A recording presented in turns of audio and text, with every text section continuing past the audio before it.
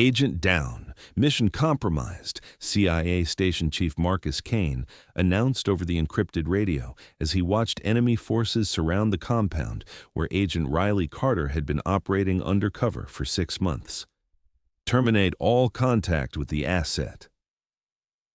The extraction team turned away, leaving her for dead in hostile territory, but none of them knew that in exactly 7 days, she would walk into CIA headquarters with intelligence that would prevent World War III. CIA agent Riley Carter crouched in the basement of the Syrian safe house, listening to the sounds of enemy soldiers searching the floors above her. At 29 years old, she'd spent 18 months building her cover as a freelance journalist, infiltrating the highest levels of Syrian intelligence to gather information about weapons programs that threatened American national security. Through the floorboards, she could hear boots moving methodically through each room, voices speaking in Arabic as they searched for the American spy they knew was hiding somewhere in the building. "Check every room again," came a voice she recognized. Colonel Assad Nazir, head of Syrian military intelligence. "The American woman is still here. Find her." Riley's earpiece crackled with the voice of Station Chief Kane from the CIA command center 15 miles away. "Phoenix, this is Control. Enemy forces have surrounded your position. Extraction is impossible. Do you copy?" She keyed her radio once, a single click indicating she understood but couldn't speak without revealing her location. "Phoenix, we're initiating emergency protocols," Kane continued, his voice carrying the weight of a decision that would haunt him. "All contact is being terminated. You're officially listed as killed in action. We cannot risk compromising other assets." Riley felt her blood run cold. The CIA was abandoning her, cutting all ties to protect their other operations. She was now completely alone in enemy territory with no backup, no extraction plan, and no official acknowledgement that she had ever existed. But she had also just heard something that changed everything. Through the ventilation system, she could hear Colonel Nazir speaking on his radio. The American spy was gathering intelligence about Operation Damascus Dawn. "Move to Phase 3 immediately. We cannot risk further exposure." Operation Damascus Dawn. Riley had never heard that codename before, but the urgency in Nazir's voice suggested it was significant enough to accelerate whatever timeline they had been following. The sounds of the search were moving closer to her position. She had minutes before they would discover the basement entrance, but instead of planning her escape, Riley was thinking about the opportunity that had just presented itself.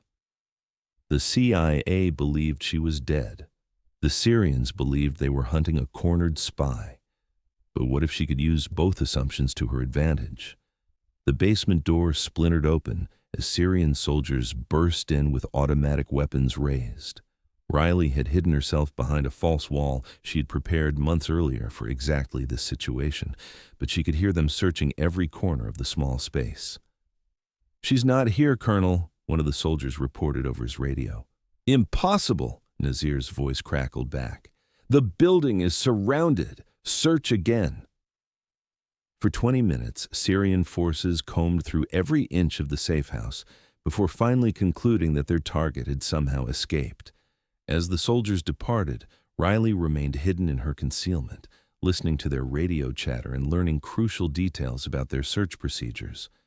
But more importantly, she was learning about Operation Damascus Dawn. "Phase 3 is now active," she heard Nazir report to his superiors.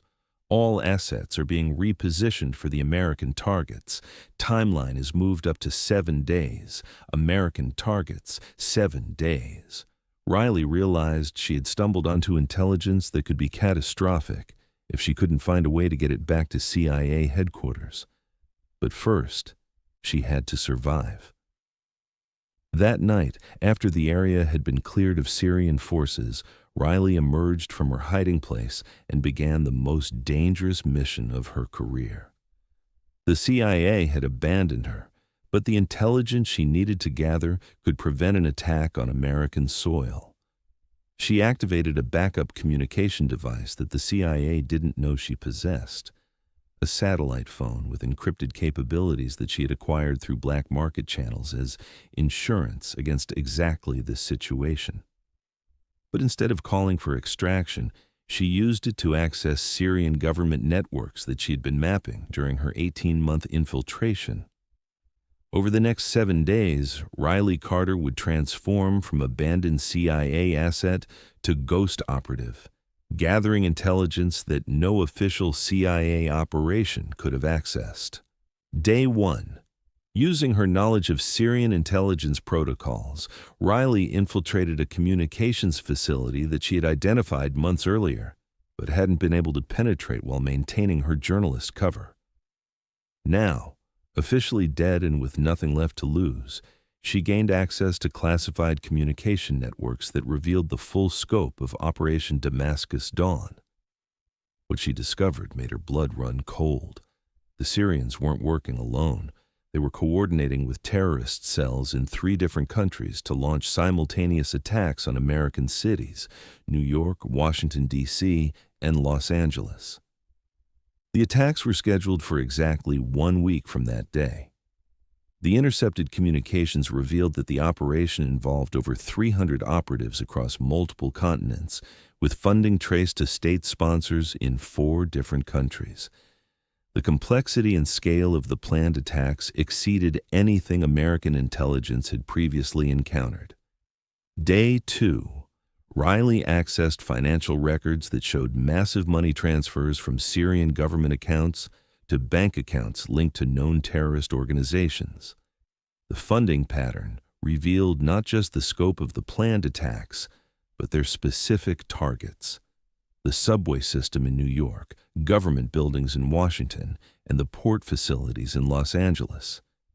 But her financial analysis uncovered something even more disturbing: evidence that the terrorist attacks were designed to trigger a larger conflict. The timing and targets were specifically chosen to provoke American military retaliation that would destabilize the entire Middle East region. Day 3.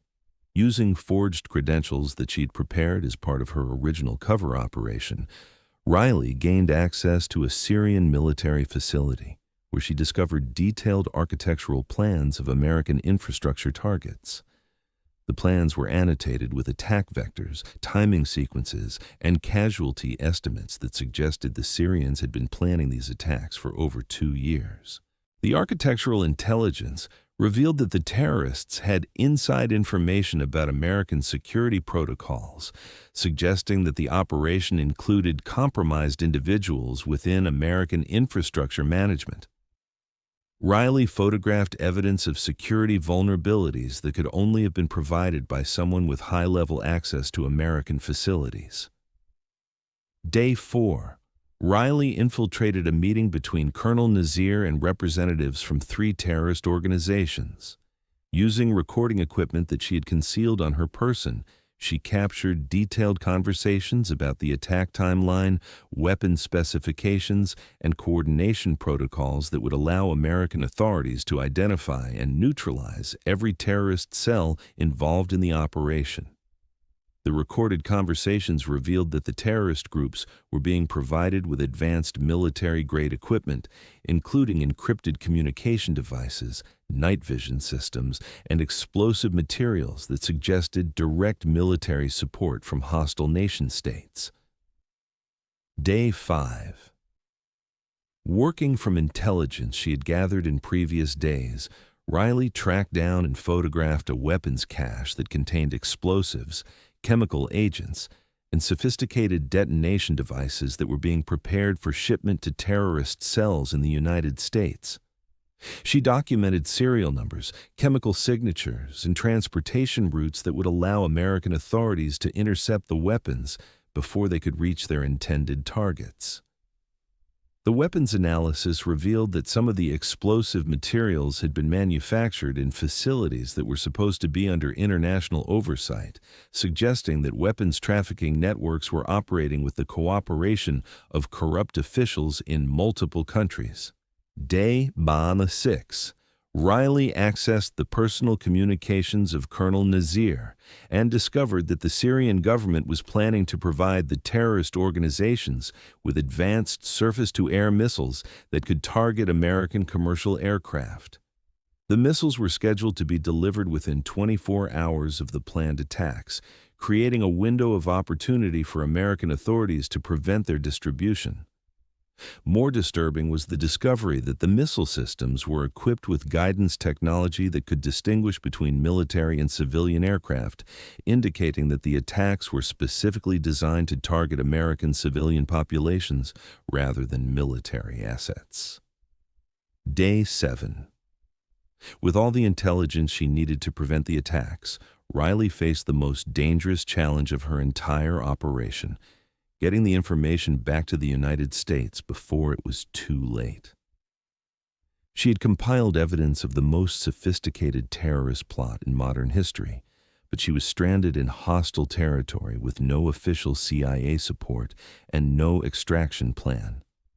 That was when she made the decision that would define her career. Instead of attempting to transmit the intelligence through electronic channels that could be intercepted or jammed, Riley decided to deliver it in person. Using contacts she had developed during her 18-month cover operation, she arranged transportation out of Syria through a network of smugglers and refugees who moved people across borders for money rather than politics. The journey took 18 hours and required her to cross 3 international borders while carrying evidence that could start or prevent a war.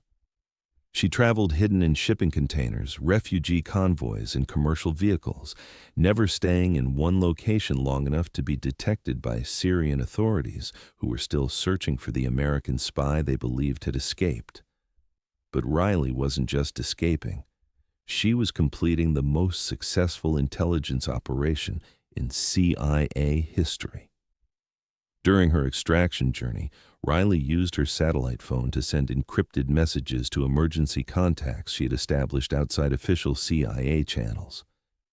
These messages contained coded summaries of the intelligence she had gathered, providing American authorities with advance warning even before she could deliver her complete report. She arrived at CIA headquarters in Langley, Virginia, exactly 7 days after being officially declared killed in action. Station Chief Marcus Kane was in a budget meeting when his assistant knocked on the conference room door. "Sir, there's someone here to see you," she said, her voice carrying confusion and disbelief. "She says she's Agent Riley Carter." Kane felt the blood drain from his face. "That's impossible. Agent Carter is KIA. We have confirmation." "Sir," his assistant interrupted, "she has intelligence about an imminent attack on American cities. She says you have less than 12 hours to prevent it." Kane rushed to the reception area where he found Riley Carter standing calmly beside a briefcase that contained evidence of Operation Damascus Dawn. "Hello, Marcus," she said quietly. "I believe you have some phone calls to make." For the next 4 hours, Riley briefed CIA leadership, FBI counterterrorism units, and NSA analysts on every detail of the Syrian terrorist plot. Her intelligence was so complete and actionable that American authorities were able to simultaneously arrest terrorist cells in New York, Washington, and Los Angeles before they could execute their attacks. The weapons cache she had photographed was intercepted by Special Forces units, who seized enough explosives to level city blocks. The surface-to-air missiles she had identified were destroyed in a targeted airstrike before they could be delivered to terrorist organizations. Most importantly, the financial networks she had mapped allowed Treasury Department investigators to freeze accounts and disrupt funding for dozens of other terrorist operations that were in various stages of planning. During the intensive debriefing sessions that followed, Riley revealed additional intelligence that she had gathered during her 7 days as a ghost operative. She had identified sleeper cells in 4 additional American cities, uncovered a network of corrupt officials who were facilitating terrorist operations, and documented connections between state sponsors of terrorism and organized crime syndicates. The most remarkable aspect of Agent Carter's operation, CIA Director Sandra Wells noted during the classified briefing to congressional leadership, was her ability to gather intelligence that would have been impossible through official channels. Being abandoned actually became her greatest operational advantage. The intelligence Riley had provided led to the largest counterterrorism operation in American history. Over 200 individuals were arrested across multiple countries, preventing not just the immediate attacks on American cities, but also dismantling terrorist networks that had been operating for years.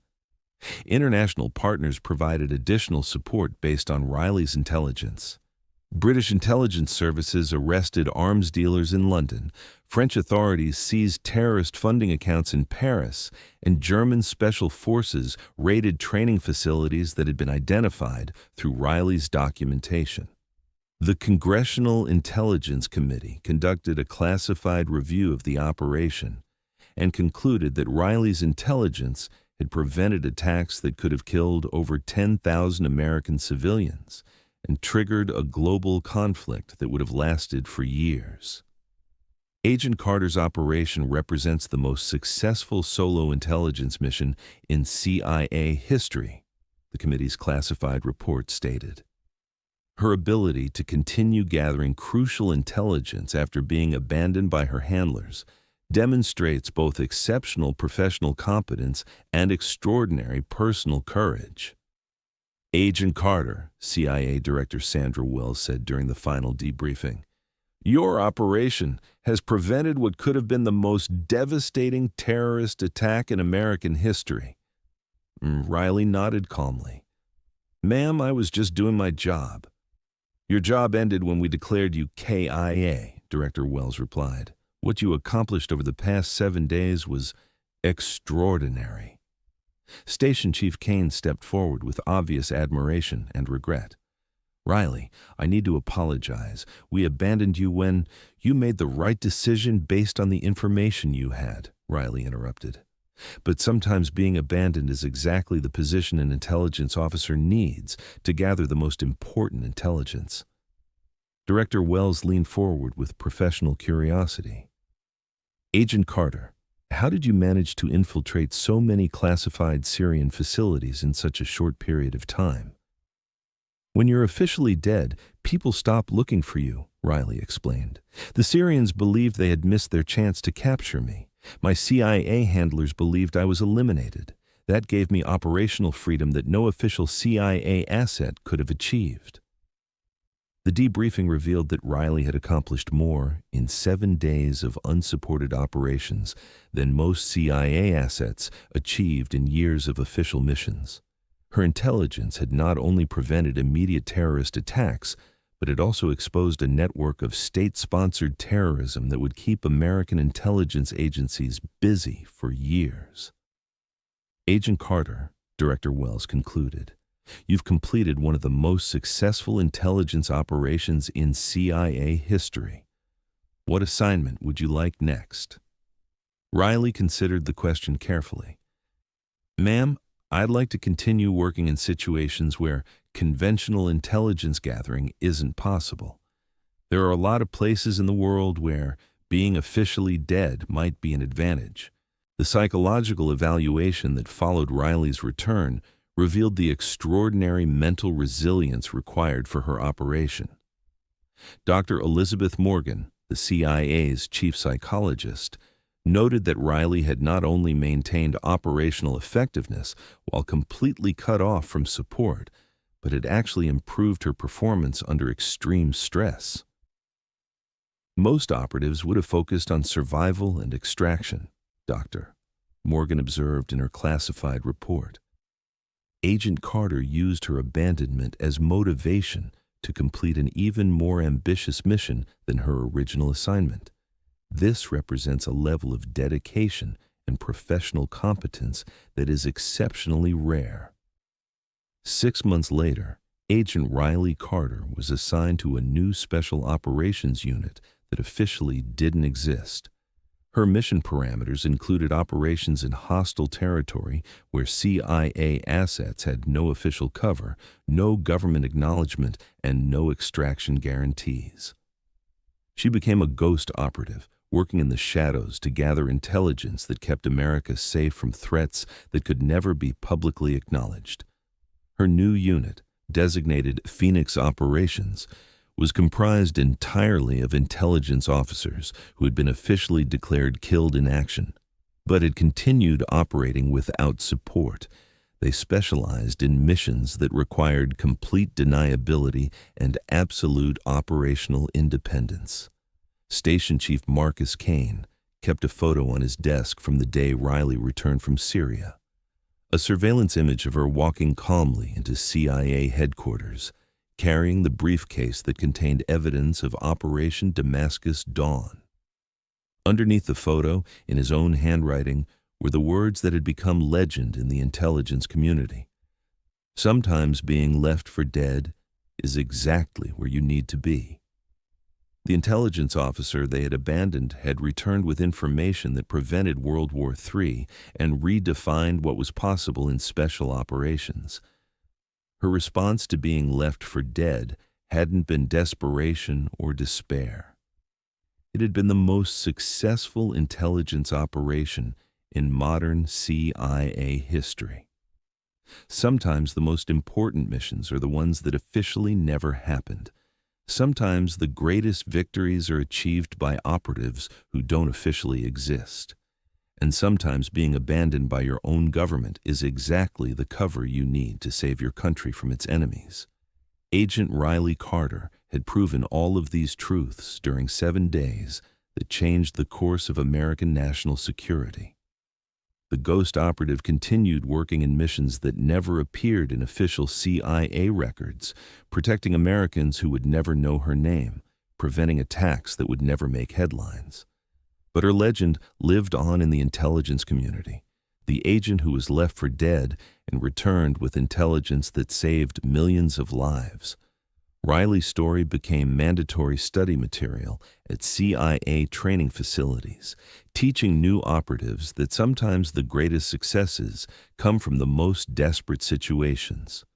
Her methods were analyzed, her psychological profile studied, and her operational techniques incorporated into advanced training programs.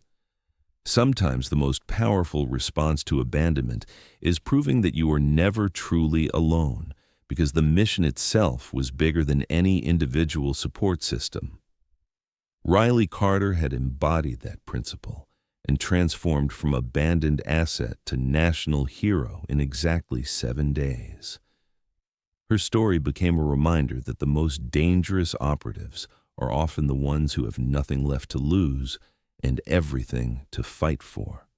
The woman they left for dead had walked home with intelligence that prevented the deadliest terrorist attack in American history. And that made all the difference in protecting the nation she had sworn to serve, regardless of whether that nation acknowledged her sacrifice or even her existence.